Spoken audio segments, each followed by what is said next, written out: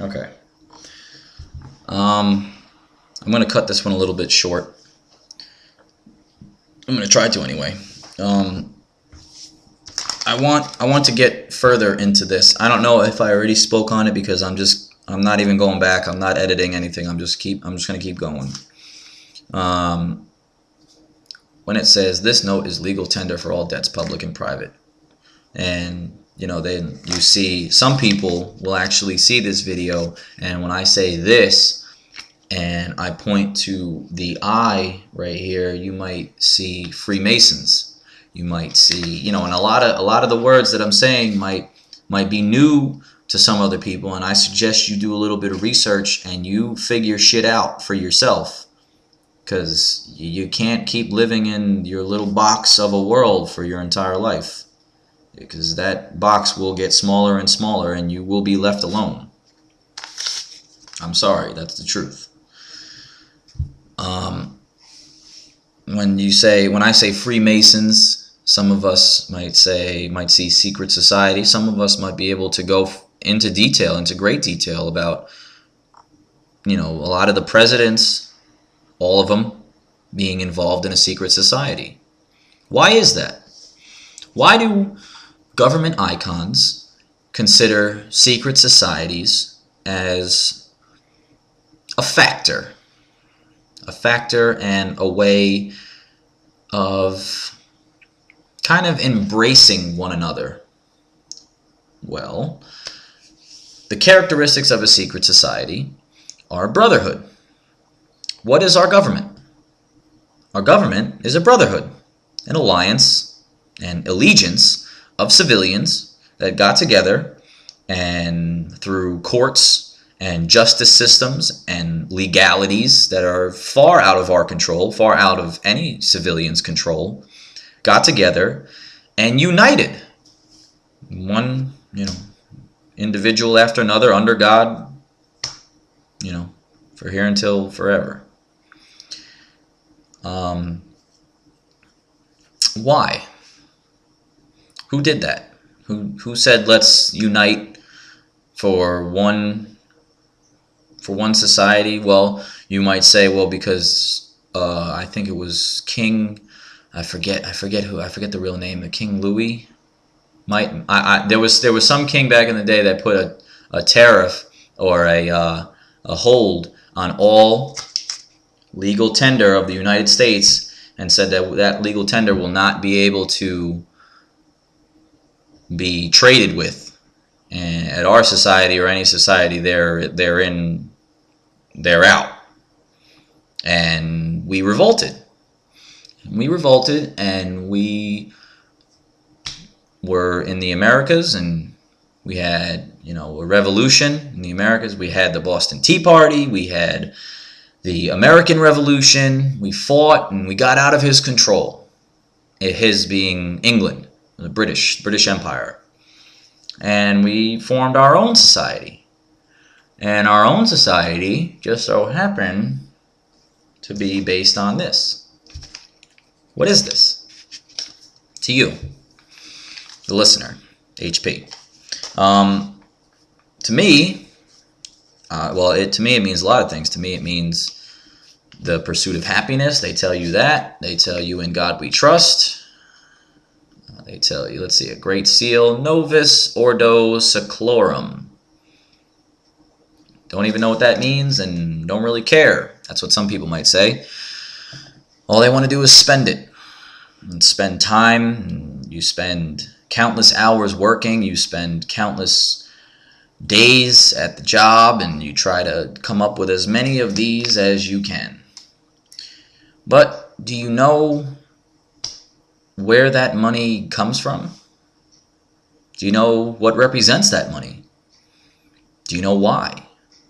Do you know where we're ultimately going on this United States of American adventure through the mysterious river of Afghanistan, through the shores of Iran eventually?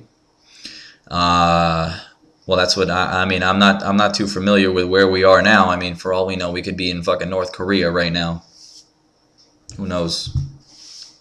That guy is fucking nuts. I mean, they tell you he's nuts, and I bet you if you go over there and you ask one North Korean what they think about the North Korean, I forget what his name is. Yeah, I'm so lost in the moment right now that I'm so tired. It's 3:10 a.m.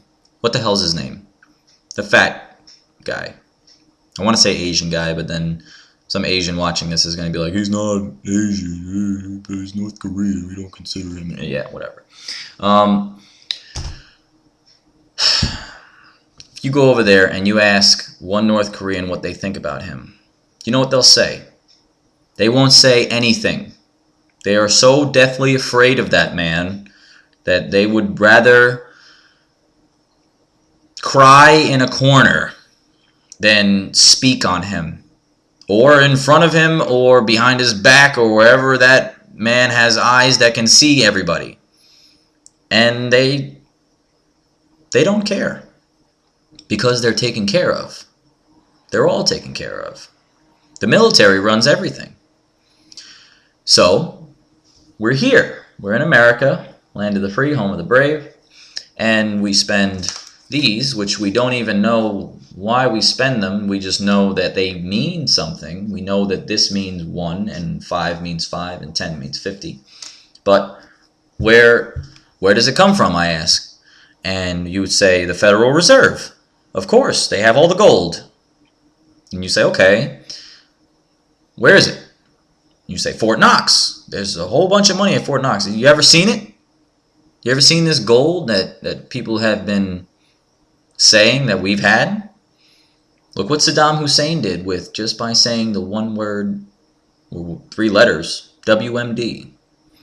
And we said, no, you can't have WMDs. We have to go in and we have to take those from you. You're not ready to have those. We're the only ones that are ready to have those. Because why? Because we're a superpower, you would say? Because we know how to control.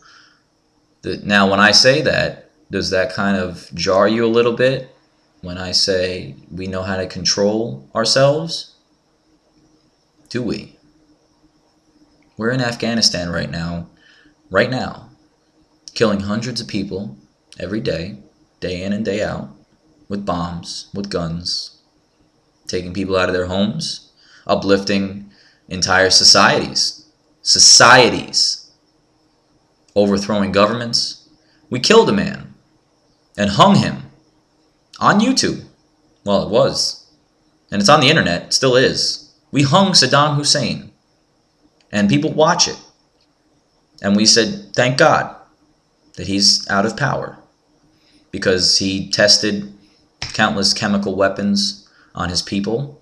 That's what we were told. Like I said, what we were told. And I mean, I only say what we were told because I was told certain things. I see certain things.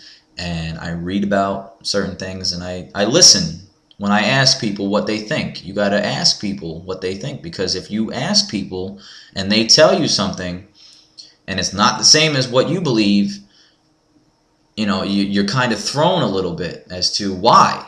Why do you believe that? And then you get into this pissing contest, back and forth about their personal beliefs. Like ask somebody,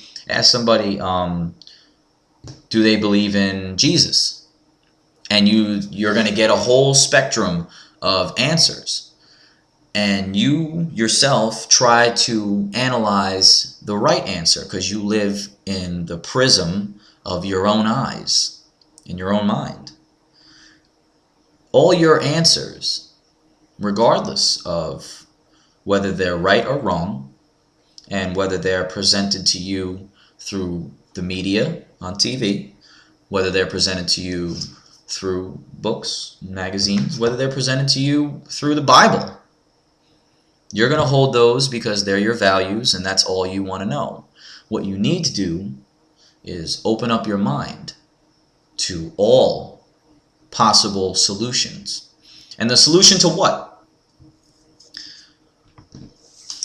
Well, I actually want to keep going. I want to say, if I was to ask you, just at the end of this, what's the meaning of life to you?